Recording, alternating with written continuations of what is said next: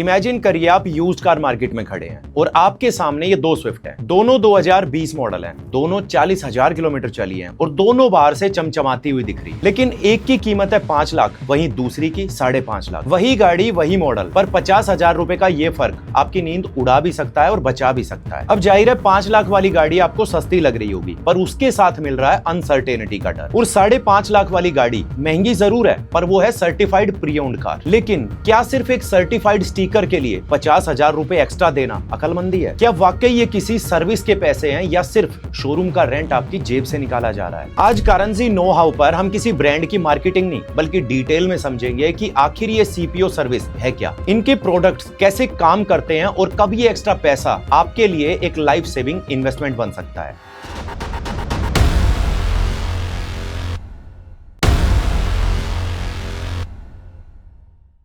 सबसे पहले आप बस ये समझो कि सीपीओ का मतलब यूज कार पर मिलने वाली वारंटी से है। जैसे आप जब नई कार लेते हो तो उस पे वारंटी मिलती है, सेम इसी कंसेप्ट को यूज्ड इंडस्ट्री में सीपीओ बोला जाता है, यानी सर्टिफाइड प्री ओन्ड कार। और हाँ, मैं आगे वीडियो में इसको शॉर्ट में सीपीओ ही बोलूंगा। अगर आपकी ऑटोमोबाइल में दिलचस्पी है, कोई स्पेसिफिक सवाल है या अपना एक्सपीरियंस शेयर करना चाहते हैं, तो इसमें आपकी मदद कर सकता है कारंजी ओरा। ये एक ऑटोमोबाइल कम्युनिटी है जहां आप अपनी क्वेरी के साथ आप पोस्ट भी शेयर कर सकते हैं। जब कोई ब्रांड किसी कार को सर्टिफाई करता है तो वो 3 बड़े वादे करता है। पहला वादा है इनका सिलेक्शन प्रोसेस। यहाँ एक बात समझनी जरूरी है कि हर पुरानी गाड़ी सर्टिफाइड नहीं हो सकती। एमएफसी, टोयोटा, मारुति या महिंद्रा जैसे प्लेटफॉर्म्स वही गाड़ियां लेते हैं या सर्टिफाई कर सकते हैं जो 5-7 साल से कम पुरानी हो और जिनका कोई मेजर एक्सीडेंट ना हुआ हो। और अगर 7 साल से ऊपर की गाड़ी वो लोग ले भी लें तो वो गाड़ी खड़ी जरूर उनके शोरूम या यार्ड में है, लेकिन बेचते वक्त उस पर रिस्क आपका ही होता है। दूसरा वादा है इनका 360 डिग्री इंस्पेक्शन। यहाँ हर कंपनी के कुछ 118 से लेकर 300 चेक पॉइंट्स होते हैं, जिसमें वो दावा करते हैं कि हम इंजन से लेके एक बटन तक डीप इंस्पेक्ट करते हैं। लेकिन सच तो ये है कि इंडिया में सीपीओ का कोई नेशनल स्टैंडर्ड नहीं है। हर कंपनी का अपना प्रोग्राम, अपनी वारंटी और अपने टर्म्स होते हैं। जैसे मारुति ट्रू वैल्यू के पास 376 पॉइंट्स की चेकलिस्ट है, वैसे ही कार्स 24 के पास 300, स्पिनी के पास 200 और महिंद्रा फर्स्ट चॉइस के पास 118 पॉइंट क्वालिटी इंस्पेक्शन है। अब सुनने में ये जरूर अच्छा लगता होगा कि ज्यादा पॉइंट्स कवर कर रहे हैं, लेकिन इसका कहीं इस चीज से लेना देना नहीं कि ज्यादा पॉइंट्स मतलब बेटर वैल्यू। एक्चुअल में ये चेक पॉइंट्स जो सबके अलग अलग होते हैं, ये सिर्फ मार्केटिंग के लिए, जबकि रियलिटी ये है कि पूरी गाड़ी सिर्फ इन 18 कोर कैटेगरीज में सिमट जाती है। बाकी सब तो बस उनके छोटे छोटे सब पॉइंट्स होते हैं जिन्हें सिर्फ लिस्ट लंबी दिखाने के लिए ठूस दिया जाता है। और ये ही सीपीओ का पहला सच है, सर्टिफिकेशन कोई स्टैंडर्ड नहीं बल्कि एक ब्रांड प्रॉमिस है। तीसरा वादा है रिफर्बिशमेंट का। यहाँ गाड़ियों को ज्यादातर नई जैसी कंडीशन में ही लाया जाता है ताकि फ्यूचर में कोई दिक्कत ना आए और ट्रस्ट बना रहे, क्योंकि सवाल आखिर उस ब्रांड की वैल्यू का है। और अगर कोई मैकेनिकल खराबी है भी तो पहले उसे ठीक किया जाता है, फिर सेल के लिए लगाया जाता है। लेकिन देखा जाए तो ये काम सिर्फ ये सीपीओ वाले नहीं बल्कि हर एक लोकल डीलर भी करता है। फर्क है तो सिर्फ ब्रांडिंग का। और रही बात नई जैसी और कम चली गाड़ियों की, तो उस पर मुझे नहीं लगता कि अननेसेसरी ज्यादा खर्चा करना चाहिए। जबकि देखा जाए तो आज हर दूसरी नई गाड़ी पे एक्सटेंडेड वारंटी जरूर बिकती है। मतलब अगर वो गाड़ी रीसेल में जाएगी तो वारंटी एज इट इज चली जाएगी। फिर चाहे आप उस गाड़ी को किसी लोकल डीलर से लो, इंडिविजुअल से लो या सर्टिफाइड प्री ओन्ड वालों से लो, बात एक ही है। इसकी 3 कैटेगरीज हैं और तीनों जगह का एक्सपीरियंस और ऑफरिंग बिल्कुल अलग है। पहली कैटेगरी है मैन्युफैक्चरर बैक्ड सीपीओ और ये सबसे स्ट्रक्चर्ड फॉर्म है, जैसे मारुति का ट्रू वैल्यू, हुंडई का एच प्रॉमिस, ऐसे ही टाटा मोटर्स का एश्योर्ड। इनका सबसे बड़ा फायदा ये है कि गाड़ी सीधा मैन्युफैक्चरर से ऑथराइज्ड होती है और यहाँ आपका दिया वारंटी प्रीमियम डायरेक्ट मैन्युफैक्चरर को जाता है और वारंटी क्लेम मैन्युफैक्चरर के अपने सर्विस सेंटर्स पे कैशलेस होते हैं। खासकर मारुति ट्रू वैल्यू में एक बड़ा एडवांटेज मिलता है। अगर गाड़ी पर पहले से 2 साल की वारंटी बची है तो ट्रू वैल्यू उसे 2+1 यानी 3 साल कर देता है। साथ ही अगर पुराना ओनर गाड़ी को बेच रहा है तो वारंटी नए बायर को ट्रांसफर हो जाती है, जो एक जेन्युइनली वैल्यूएबल चीज है। लेकिन यहाँ नुकसान ये है कि आपके पास ऑप्शन सिर्फ एक ही ब्रांड के होंगे। मतलब अगर आपको टोयोटा या किया की गाड़ी लेनी हो तो मारुति का ट्रू वैल्यू आपके किसी काम का नहीं।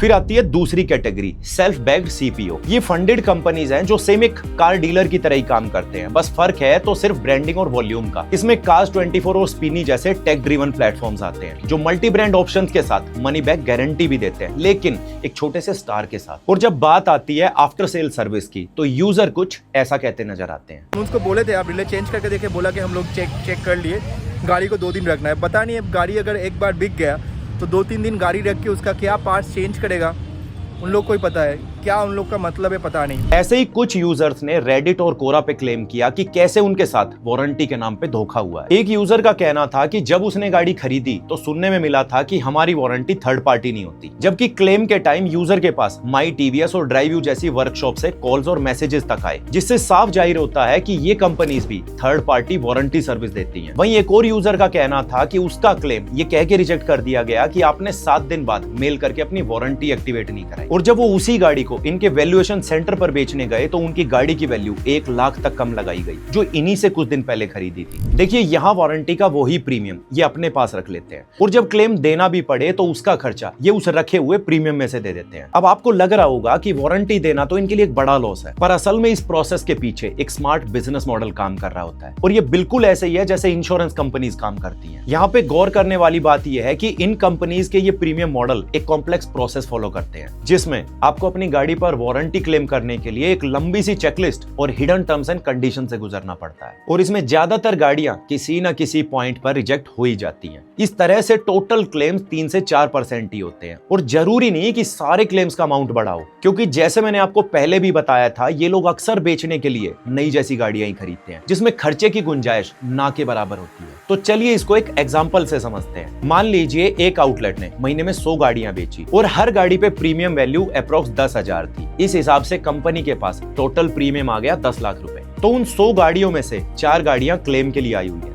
जिसमें उन गाड़ियों पर लगने वाला टोटल खर्चा हो गया 1,83,000। अब आपको क्या लगता है, कंपनी को इस मॉडल से घाटा हुआ या मुनाफा? मतलब जहां एक तरफ तो ये लोग सीपीओ वाली महंगी गाड़ी बेचकर कमा रहे हैं, वहीं दूसरी तरफ उस वारंटी प्रीमियम से अलग कमा रहे हैं। अब बात कर लेते हैं तीसरी कैटेगरी की, मल्टी फ्रेंचाइजी कंपनीज, जैसे महिंद्रा फर्स्ट चॉइस का कार एंड बाइक। ये इंडिया का सबसे बड़ा मल्टी ब्रांड ऑर्गेनाइज नेटवर्क है, जिसके 800 से ज्यादा शहरों में 1700 आउटलेट्स हैं, जो किसी भी ब्रांड की गाड़ी पे अपना सीपीओ प्रोग्राम ऑफर करते हैं। और ये सारे जो आपको इस वक्त स्क्रीन पे नजर आ रहे हैं महिंद्रा फर्स्ट चॉइस के प्रोडक्ट्स हैं। इसमें लास्ट वाला सबसे इंटरेस्टिंग है।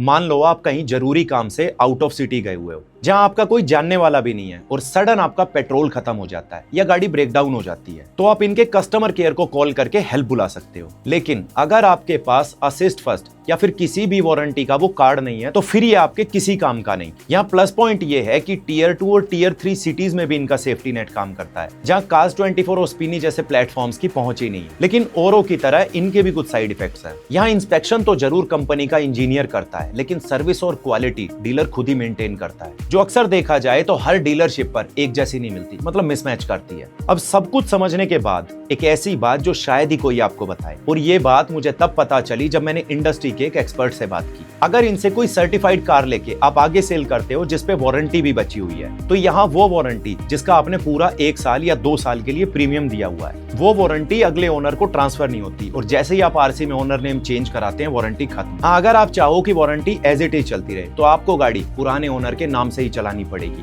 लेकिन आज की डेट में आरसी ट्रांसफर ना कराना बहुत रिस्की हो सकता है। तो जब भी कोई सेल्समैन कहे कि वारंटी ट्रांसफर हो जाएगी, तो उनसे ये बात हमेशा रिटर्न में मांगे, और बुकलेट के अंदर बारीकी से चेक करे कि कहीं किसी लाइन के एंड में छोटा सा स्टार तो नहीं लगा है। अब आपको लगता होगा कि औरों की तरह यहाँ भी वो वारंटी का प्रीमियम महिंद्रा फर्स्ट चॉइस खुद ही ले रहा है। तो मैं आपको बता दूं, इनका प्रोवाइडर अक्सर एक थर्ड पार्टी कंपनी होती है, जैसे कि CWI, corporate warranties of India, जो 1998 से चल रही है। 2500 से ज्यादा रीजनल ऑफिसेज हैं और 50 मिलियन से ज्यादा कस्टमर्स को सर्विस दे चुकी है। ये इंडिया का सबसे बड़ा थर्ड पार्टी वारंटी प्रोवाइडर है, जो एक्सटेंडेड वारंटी और कॉम्प्रिहेंसिव वारंटी सॉल्यूशंस देता है। यूज्ड कार्स, न्यू कार्स, जी हाँ, न्यू कार्स पे बहुत बार मैन्युफैक्चरर एक्सटेंडेड वारंटी CWI से ही देते हैं। यहाँ तक कि कंज्यूमर इलेक्ट्रॉनिक्स और ड्यूरेबल्स सबके लिए ये 3 अलग सर्टिफाइड प्रोग्राम्स हैं, तीनों की अलग वारंटी टर्म्स। लेकिन एक चीज जो तीनों में कॉमन है, इनका प्रीमियम प्राइस। देखो, यहाँ एक सिंपल लॉजिक है, जितनी कॉम्प्लेक्स टेक्नोलॉजी, वारंटी उतनी ही जरूरी हो जाती है। एक स्विफ्ट i20 या वैगनार पर सीपीओ शायद उतनी वैल्यू ना दे, लेकिन एक हाइब्रिड या टर्बोचार्ज एसयूवी पर सीपीओ लेना एक स्मार्ट इन्वेस्टमेंट बन जाता है। तो चलिए, अब तक के लिए इतना ही। मिलते रहेंगे कारंजी नो हाउ के ऐसे ही और रियलिटी चेक्स के साथ। और हाँ, फिर से याद दिलाना चाहूंगा कारंजी ओरा के बारे में, जहां मैं पर्सनली आप सबके डाउट्स पढ़ूंगा और आंसर भी करूंगा। जय हिंद।